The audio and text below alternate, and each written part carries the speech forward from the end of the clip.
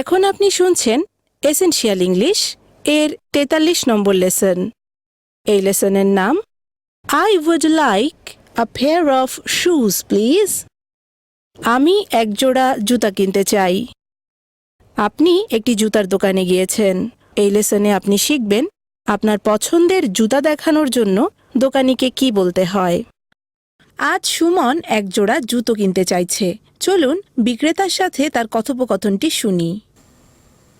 I would like a pair of shoes, please. What size do you take? I am a size 7. Try these on. শুনতে দারুণ লাগলো সুমন। এবার কথোপকথনটি ভেঙে ভেঙে শুনি। প্রথমে সুমন বলেছে, আমি একজোড়া জুতো কিনতে চাই। ইংরেজি ফ্রেজগুলো শুনুন এবং বলার চেষ্টা করুন। আপনি প্রতিটি দুবার শুনতে পাবেন। I would like a pair of shoes, please.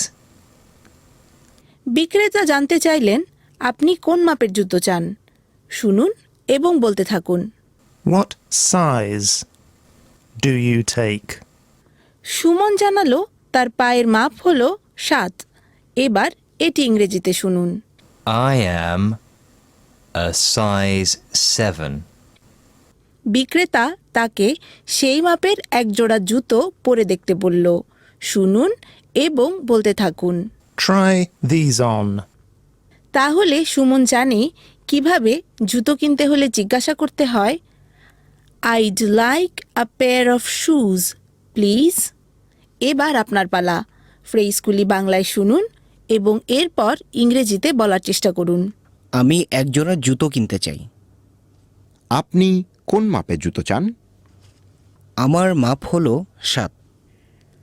এগুলো পরে দেখুন। খুব ভালো হয়েছে। এবার সম্পূর্ণ ইংরেজি সংলাপটি শুনে এতক্ষণ যা বলেছেন তা মিলিয়ে নিন। I would like a pair of shoes, please. What size do you take? I am a size 7. Try these on. Well done. এবার আপনি নিজে নিজে প্র্যাকটিস করার জন্য পুরোপুরি তৈরি। একজন বন্ধুকে সাথে নিয়ে আজকের সংলাপগুলো চর্চা করুন এবং প্লিজ এই গুরুত্বপূর্ণ শব্দটি যোগ করতে ভুলবেন না। পরবর্তী পর্বে আরও এসেনশিয়াল ইংলিশের জন্য আমাদের সাথেই থাকুন।